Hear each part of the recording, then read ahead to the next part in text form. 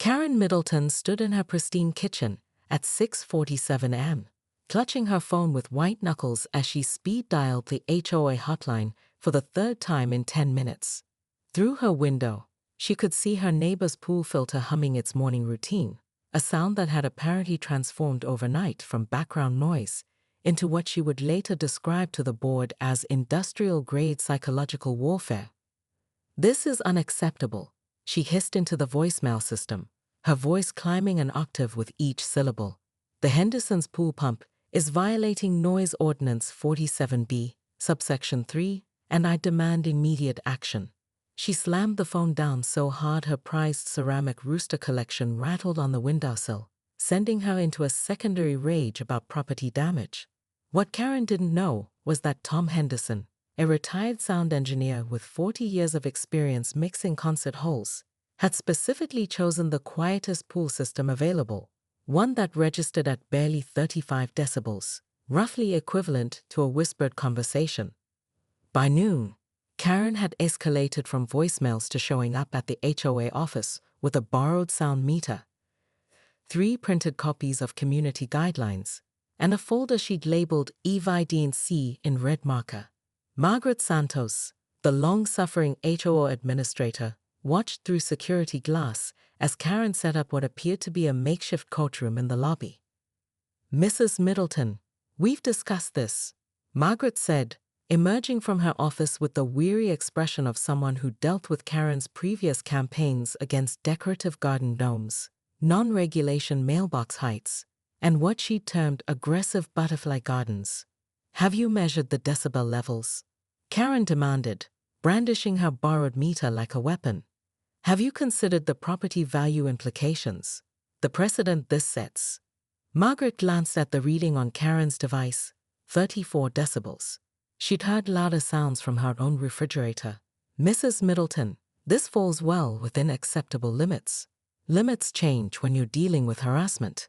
Karen's voice echoed through the small office, ironically registering higher on the sound meter than the pool pump ever had. 3 hours later, Karen emerged victorious, not because she was right, but because she'd outlasted Margaret's lunch break, 2 scheduled appointments, and the administrator's rapidly depleting patience. The Henderson family would receive a formal noise complaint investigation, complete with a mandatory hearing. Tom Henderson read the official notice that evening with the same bewilderment he'd once reserved for feedback loops in faulty sound systems. His wife Janet shook her head, remembering Karen's previous attempt to have their rose bushes declared aggressively aromatic. "She's done this before," Janet muttered, pulling up neighborhood app posts on her phone. "Remember when she tried to get the Johnson's wind chimes banned? Or when she measured the Patel's children's laughter?" Tom studied the complaint form, his professional eye catching something interesting in the technical specifications Karen had submitted. The decibel readings were accurate, but the timestamps told a different story. All measurements taken during his system's brief morning startup cycle, the only 60 seconds of the day when it operated at anything approaching audible levels. "She's been watching our house," he realized, a chill running down his spine. "This isn't about noise." Karen, meanwhile, was already planning phase 2. She'd spent the afternoon researching pool maintenance schedules, noise pollution case law, and most importantly, HOA board election procedures. If Margaret wouldn't enforce the rules properly, perhaps it was time for new leadership. As she prepared her evening chamomile tea, Karen caught her reflection in the dark kitchen window and smiled. Tomorrow, she would file for candidacy in the upcoming board elections. The Hendersons had won this battle, but they had no idea they'd just started a war with someone who had nothing but time, determination, and a growing collection of community violation evidence.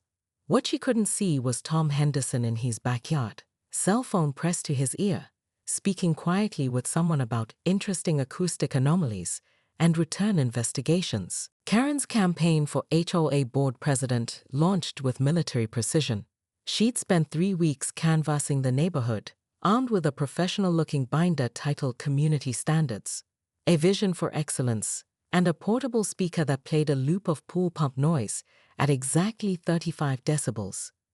"Just imagine this outside your bedroom window every morning," She told Mrs. Chen, who lived 4 houses away from the Hendersons. Today it's pools, tomorrow it could be motorcycles, construction equipment, rock bands practicing in garages. Her door-to-door campaign was remarkably effective, mainly because Karen had mastered the art of catching people at their most vulnerable moments, during dinner preparation, while wrangling small children, or when they were clearly running late for appointments. She perfected a concerned neighbor expression that made saying no feel socially impossible. The breakthrough came when she discovered the Patels' teenage son had been practicing drums in their garage after school. Armed with her sound meter and a fresh violation report, Karen struck. "I'm not unreasonable," she told the hastily convened HOA board meeting she demanded. "I'm simply asking for consistent enforcement. If we're investigating pool pumps, shouldn't we also address actual musical instruments?"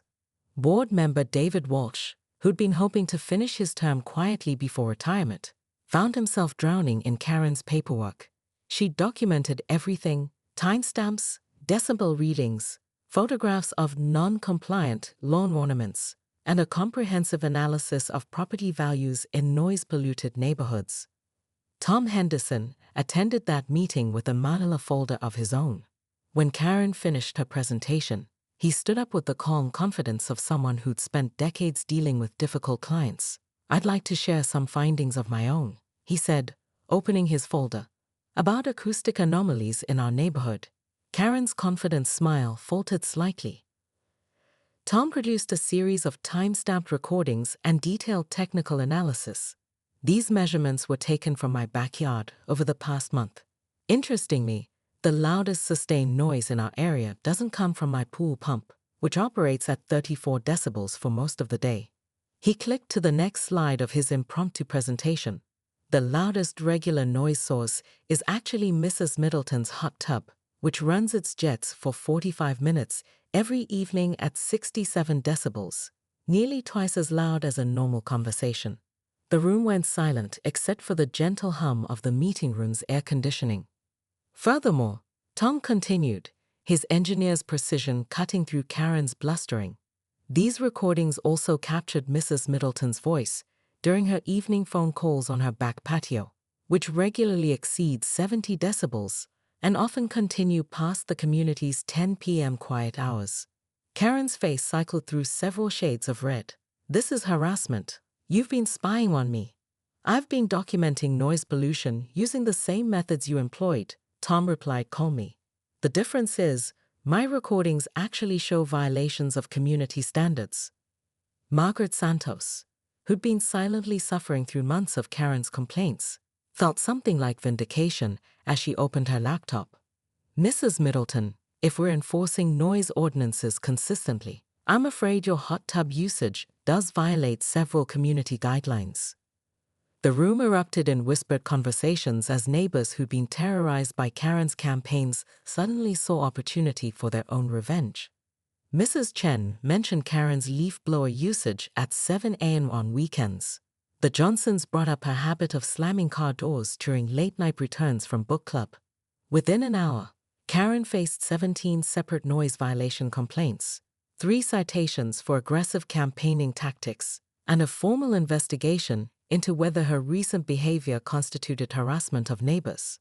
As the meeting adjourned, Karen sat alone in the community center, her carefully organized binders scattered across the table like the ruins of a failed empire. Tom Henderson approached with an expression that might have been sympathy if she'd been capable of recognizing it. "The thing about sound," he said quietly, "is that it travels both ways. When you spend that much time listening for other people's noise, you forget how much of your own you're making." Karen looked up at him, her usual righteous fury replaced by something resembling recognition. For the first time in months, she had nothing to say. The next morning, her hot tub sat silent. But as Tom tended his garden, he noticed Karen's kitchen blinds twitching and her silhouette at the window, holding what looked suspiciously like binoculars and a notebook. Some wars, he realized, never really end. They just change weapons.